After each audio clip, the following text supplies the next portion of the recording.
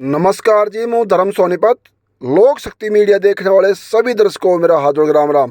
फिलहाल मैं बैठा हूँ विधानसभा बादली के जज्जर क्षेत्र के अंदर में, और मेरे साथ में जो ये तस्वीर देख रहे हैं, संजय कबलाना जी काफी सुर्खियों में समाज सेवा को लेकर, राजनीति को लेकर काफी एक्टिव एक विधानसभा बादली की अहम कड़ी हैं अगर अकाउंट करा जाए तो।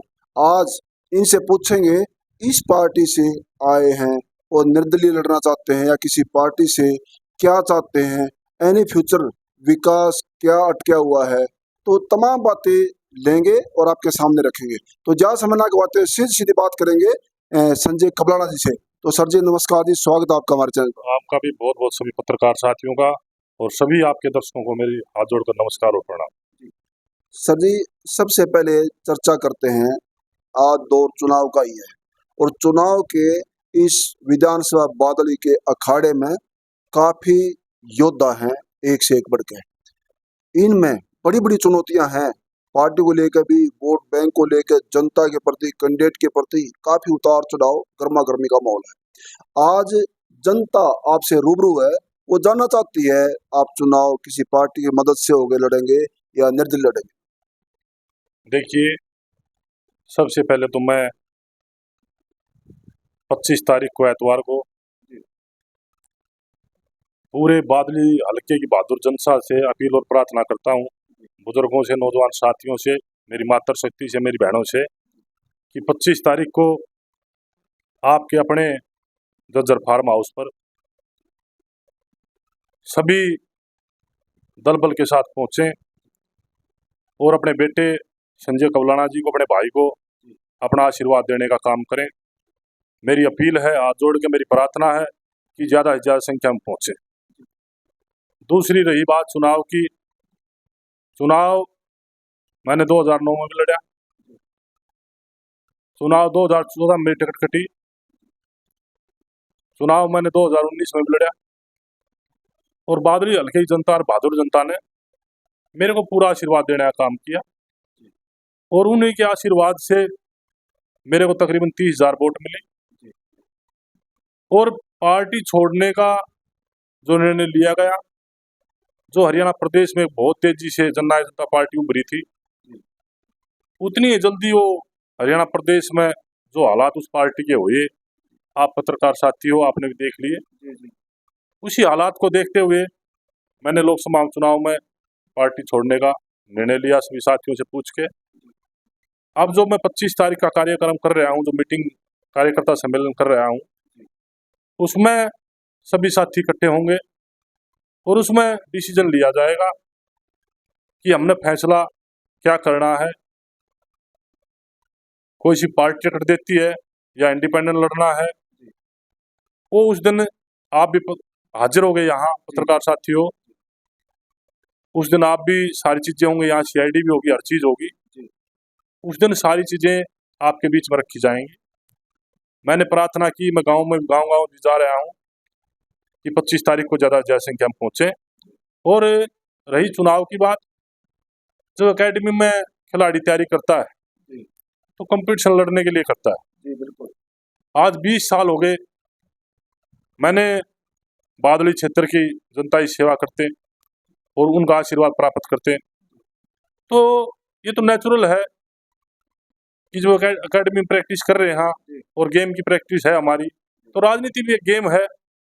हम चुनाव की पूरी तैयारी में है और चुनाव लड़ने के पूरे मूड में है, और डंके की चोट पर जनता का आशीर्वाद रहेगा, डंके की चोट पर चुनाव लड़ने का काम करेंगे। एक और से आती है जी, पिछले प्लान में बात करते हैं विकास को लेकर। क्या आपके क्षेत्र में, आपके हलके में जो विकास हुए हैं और जो जनता को जरूरत थी, क्या उनसे संतुष्ट हैं आप लोग? देखिए, पिछला राज गठबंधन की सरकार थी, और मैं तो एक काम की जरूर कहूंगा कि जज्जर बादली रोड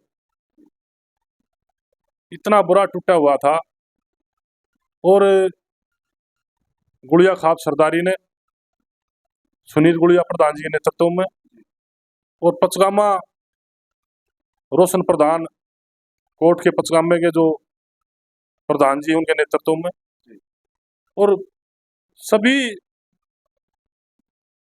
मजबूत मेरे बुजुर्गों ने, नौजवान साथियों ने मिलकर के एक धरना प्रदर्शन किया था और उसमें हमारी ड्यूटी लगाई गई थी। सबसे पहले हमने उस रोड को बनवाने का काम किया। और रही विकास की बात, विकास जो बादली हल्के की इच्छा है वो बादली विधानसभा में नहीं हो पाया।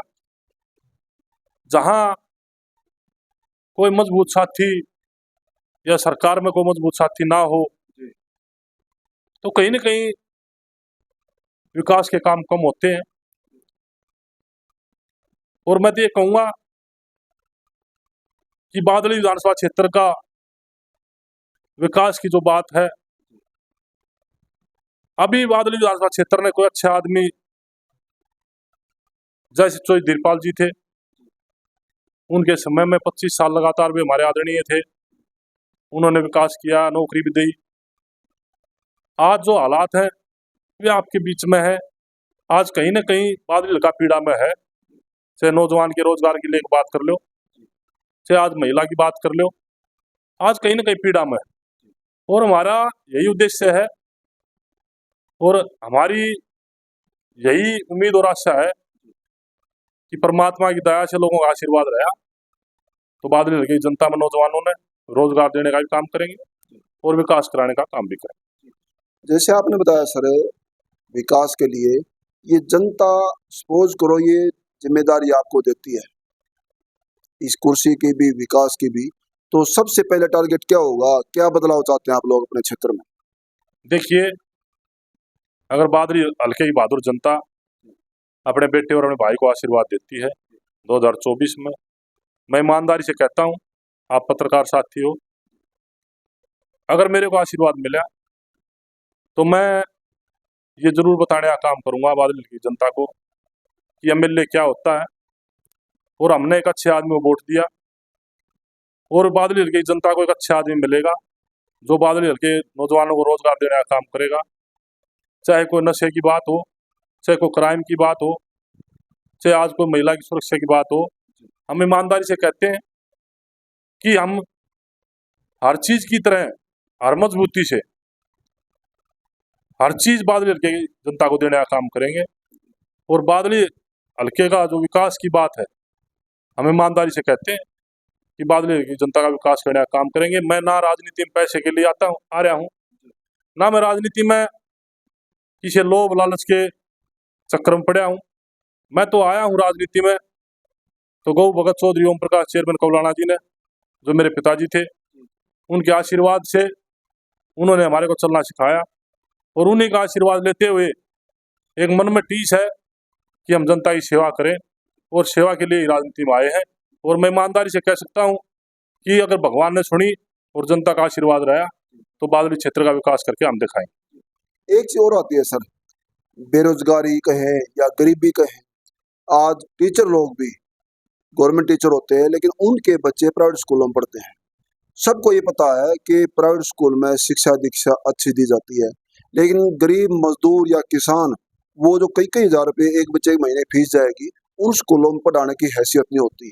तो वो बदलाव क्या होगा, जैसे फ्री कोचिंग ट्यूशन सेंटर लेके या टीचरों के ऊपर प्रेशर बना के अच्छी शिक्षा दीक्षा लेके, तो गरीब के बच्चे वही शिक्षा ले सके जो अमीर के बच्चे पढ़ते हैं, उनके लिए क्या बदलाव चाहेंगे? संजय कबलाना जी क्या बताएंगे सर? देखिए, मैं पहले भी कह चुका हूँ, जो गरीब परिवार है और जो गरीब परिवारों के बच्चे हैं, हम भी एक किसान के बेटे हैं, हम भी कोई उद्योगपति नहीं। मैं ईमानदारी से कहता हूं कि गरीब के बच्चों की हर समस्या का, चाहे पढ़ाई का हो, चाहे हेल्थ का हो, चाहे ट्यूशन का हो, चाहे स्पोर्ट्स का हो, मैं ईमानदारी से कह सकता हूं अगर मेरे को आशीर्वाद मिलेगा तो गरीब का बच्चा, बादल हिल गया गरीब का बच्चा, कोई भी अपने आप को ये महसूस नहीं करेगा कि मेरे साथ कोई नहीं खड़ा है। उसके साथ संजय कबलाना गरीब परिवार के साथ हमेशा खड़ा रहे।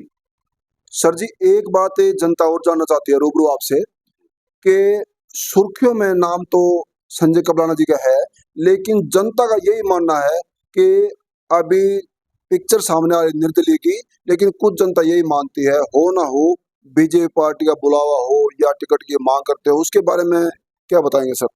देखिए, चाहे कांग्रेस पार्टी हो, चाहे भारतीय जनता पार्टी। भारतीय जनता पार्टी की मैं बात कहूँ, मैंने 2009 में भारतीय जनता पार्टी से चुनाव लड़ा। अगर भारतीय जनता पार्टी की इच्छा होगी बादली से चुनाव लड़ाने की, और बादली भारतीय जनता पार्टी का कोई संदेश आता है, कोई बुलावा आता है, तो मैं जाऊंगा और भारतीय जनता पार्टी चुनाव लड़ाने का काम करेगी तो डंके ही चोट पर लड़ने का काम करूंगा। अगर कांग्रेस पार्टी भी लड़ाएगी तो कांग्रेस पार्टी से भी लड़ने का काम करूंगा। इसमें मैंने कोई भी चिंता नहीं किसी बात की, भाई मैं भारतीय जनता पार्टी बुलाए और चुनाव लड़ाएगी तो मैं चुनाव लड़ने का काम करूंगा। मैं पहले ही भारतीय जनता पार्टी में था और मैंने भारतीय जनता पार्टी से चुनाव लड़ा। मैं युवा का जिला प्रधान होता था उस टाइम 2009 में। तो भारतीय जनता पार्टी का फैसला है जनता का, भारतीय जनता पार्टी का क्या फैसला करती है वो भारतीय जनता पार्टी के ऊपर है। नहीं तो मेरा तो मेन मकसद है इंडिपेंडेंट चुनाव लड़ने का।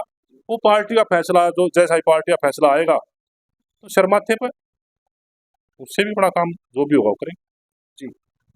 जैसे आप लोगों ने संजय कबलाना जी के विचार सुने हैं और इनके विचार को लेकर आप लोग अपने विचार कमेंट बॉक्स में जरूर देना और थोड़ा कहने को जा समझना। और जैसे उन्होंने बताया है, अगर इस काबिल जनता समझती है तो आशीर्वाद देने का काम जरूर करना और थोड़ा कहने को जा समझना। और बना लोक शक्ति मीडिया से धन्यवाद। सत्यमेव जयते। नमस्कार। आपका भी बहुत बहुत धन्यवाद सभी पत्रकार साथियों।